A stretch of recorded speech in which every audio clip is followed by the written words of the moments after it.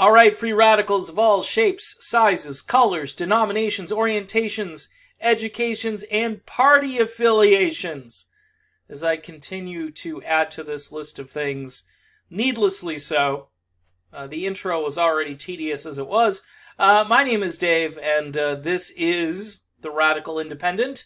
And as I like to say, so are you if you're watching this. Also, I appreciate all those folks who continue to subscribe to this channel. Those of you who donate, I've had a lot of donations come through over on PayPal. You know who you are, and I thank you. I haven't gotten around to thanking people individually. I just got too much stuff going on, and a lot of it is hard to keep track of, but I just want to thank people. I appreciate every dollar that people give this particular channel as we continue to fight an uphill battle against algorithms, all right? The channel certainly being throttled downward as the number of views continue to decrease. Some of it is my own fault because I don't always cheerlead, and people want cheerleading, and at times I'm very blunt, and I tweeted out this morning, Tulsi Gabbard likes to talk about how she's not naive to the challenges that lay before her or us.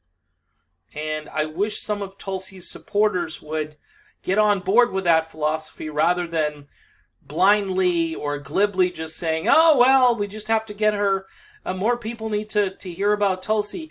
Look, when there's a blackout, when people are saying, no, we're not going to talk about her anymore, no matter what you do, it does affect the visibility of somebody, and if they're not in your consciousness all the time, you're going to end up forgetting. You're going to hear a little bit like they might see that skit that SNL did last weekend, not this past weekend, but the weekend before, where they portray Tulsi as the villain and so forth, and it was a very funny skit, and probably got Tulsi a lot more name ID, because typically the neoliberals watch SNL. That's their comedy. It's just, was it Alec Baldwin doing Donald Trump every single weekend, and it's very unfunny. And I don't say that because I think the Trump thing at this point has worn itself out, but it's just not that funny anymore. It's not funny. Orange Man Bad is not really that funny. Trump is funny sometimes when he picks apart some of these institutions. And is he crass? Is he Neanderthal? He's all of those things. He's abrasive. He's not a good representation of a person who you'd want your children to look up to. I've said that numerous times. However, he's far more entertaining than most of the neoliberal Democratic field. You got Joe Biden out there now fat-shaming people, and guys like 84 years old, and Joe is challenging him to like push-ups or something. Just ridiculous stuff.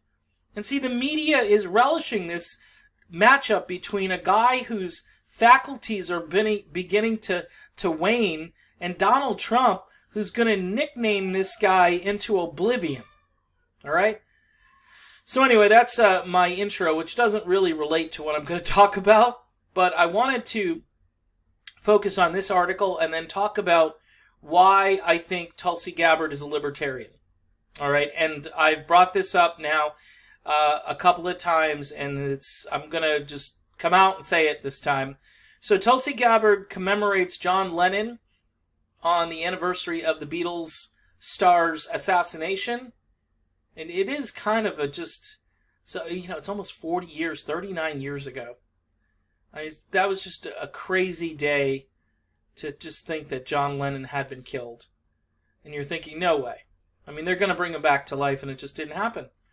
So Democratic presidential candidate Tulsi Gabbard commemorated British rock star John Lennon on the anniversary of his assassination 39 years ago, citing the lyrics to one of his most well-known songs. Remembering John Lennon today, Gabbard, a congresswoman from Hawaii, wrote in a Twitter post Sunday, using the thankful hand emoji and All we are saying is give peace a chance, she added, quoting the lyrics to the song, entitled Give Peace a Chance. Lennon, one of the 4 members of the superstar British... I can't believe they even have to tell us. John Lennon was in the Beatles. Okay, and just to recap, it was December 8th, 1980, outside his residence in New York City. At the age of 39, the singer and songwriter was shot by a Mark David Chapman, who later said he was angered by Lennon's lifestyle in some of his public statements. Along with his wife and musical partner Yoko Ono, Lennon peacefully protested against the war in Vietnam. The U.S. withdrew from the conflict in 1973, and the war ended with the success of the communist North Vietnamese forces in 1975. So basically, after all that time, we lost the war. Okay? What is unique, and by the way, it's something, again, it was a regime change, it had nothing to do with us. Okay? Nothing to do with us, but yet we went over there, and that was probably the worst up until we got into the whole war on terror, which doesn't seem to want to have an end point to it, and that is typical of U.S. foreign policy. So when you look at the 2 major parties, right, this message, this give peace a chance message, this used to be a message inside the Democratic Party. Somebody like myself who came into everything or has evolved a little bit politically, looked at this message as very glib, very naive, very pacifist, just for the point of being all granola crunchy and wearing your tie-dye and having some nice, those nice round glasses that you can wear to look really smart and hang out at the library and, recycle and so forth. Those are, I know, the stereotypical things, and I used to make fun of a bunch of those things. I still kind of make fun of some of it, but I realize now that giving peace a chance isn't just a glib slogan. This is a revolutionary cry in an age where everything is about war. You can turn on the television, I would say, any night of the week, and find a show that's geared around the police or SWAT teams or the Navy or the FBI or, you name it, the SEAL team, whatever it is, there's a show. CBS in particular is just got this thing going on where everything is very militaristic every night. And people are watching these shows. They're getting high ratings. And commercials on these shows are supporting the opioid crisis, Big Pharma. So it's the merging of the military-industrial complex with Big Pharma and bad capitalism, as I would call it. We're going to continue to support and give socialism to both drug companies and to the military, but we're not going to give any socialism to workaday folks, blue-collar folks, people that are down on their luck. The least of these, the homeless people, they're not going to get any socialism, but the military and the drug companies are going to get all the socialism. So, when I look at this position, the 2 major political parties have completely abandoned this position. Now, there's 2 members, if you count Tulsi Gabbard, and maybe Justin Amash, too. I forget about him. All right, so you got 3 that I know of, and there might be 1 or 2 others out there that truly mean it. I don't even think Bernie means it as much as these other people. Certainly Rand Paul, in the Republican Party, is a libertarian. He's a libertarian who's in the Republican Party. Tulsi Gabbard, I believe, is a libertarian who is in the Democratic Party. Now, libertarians can believe different things on economic policy. Libertarians have come around to some of the things that I think maybe 10 or 15 years ago that they were just not onto at all. They do technically believe in fiscal responsibility, which most Democrats and now most Republicans, even though the Republicans a couple of years ago, they were all, Tea Party, and yeah, sure, okay. Trump wins, and the budget means absolutely nothing. Now, balancing the budget and the national debt, those things just have gone completely away. Nobody talks about it on the right. And on the left, nobody ever really talked about it, and they just look at everything as austerity, when I think there does need to be some kind of fiscal responsibility, but it shouldn't be balanced on the backs of people who are trying to make ends meet. That fiscal responsibility should be, again, those two places where I talked about you're giving socialism to large corporations, like Amazon, for instance. There's one. Banks, which were bailed out to the tune of $130 billion in September. Of course, they control the money, so they printed their own money and put it into their own system. So, hey, we didn't have anything to do with that, right? But we didn't get any of that money, obviously, because it's designed to keep the billionaires and the hedge fund managers content. So this message of peace is really only for a select few. Now, the Green Party talks about it, and I think it's part of their platform, so I'm going to give them a check mark there. They've never run a super pro-peace candidate that just said, let's just end the wars. The Republicans had Ron Paul a few years ago, and he was very much end the wars. And his son, Rand, is the same way. Tulsi Gabbard is in that same group.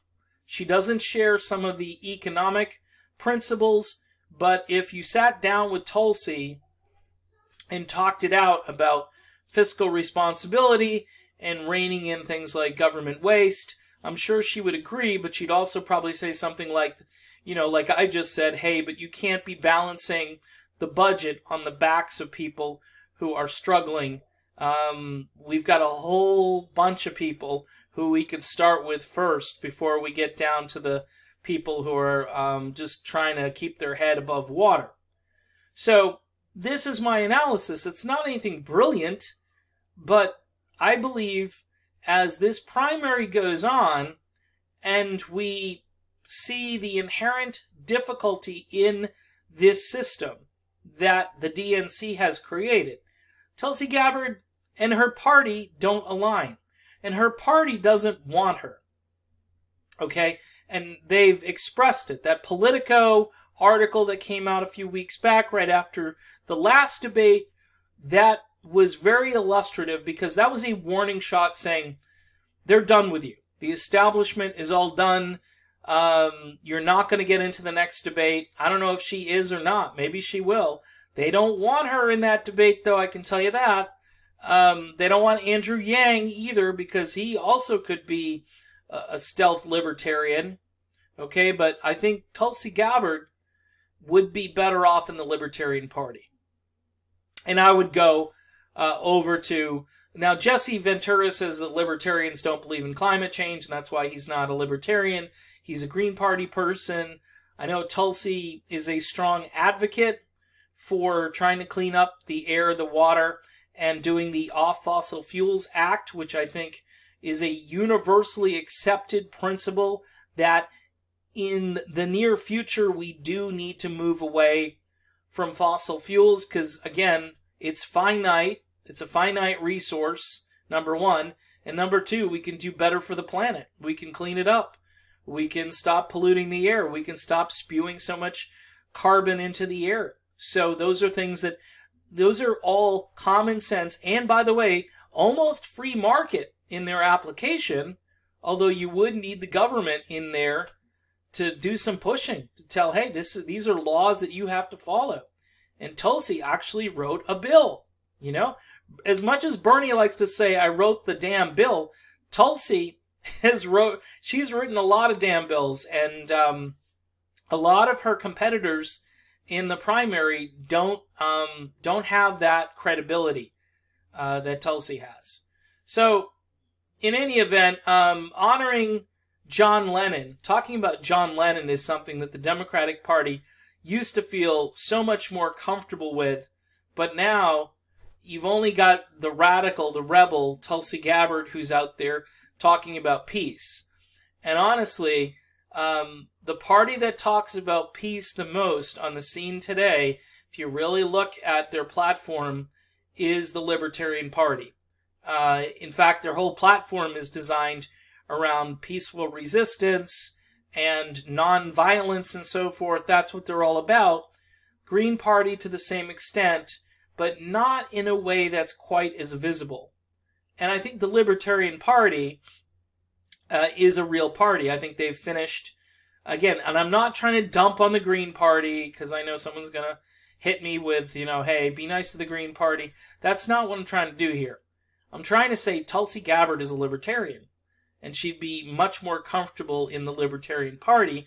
And even if some libertarians don't agree with her on economic policy, guess what?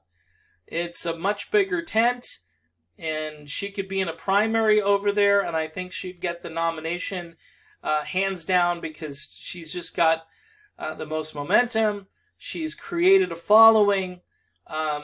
She's in a different lane than Bernie Sanders is in, and I think she can just kind of go off and be her own person in the LP, whereas, some of the other places where she'd have to go, I think would create maybe a little resistance, or it wouldn't be a fit that's as natural as the Libertarian Party.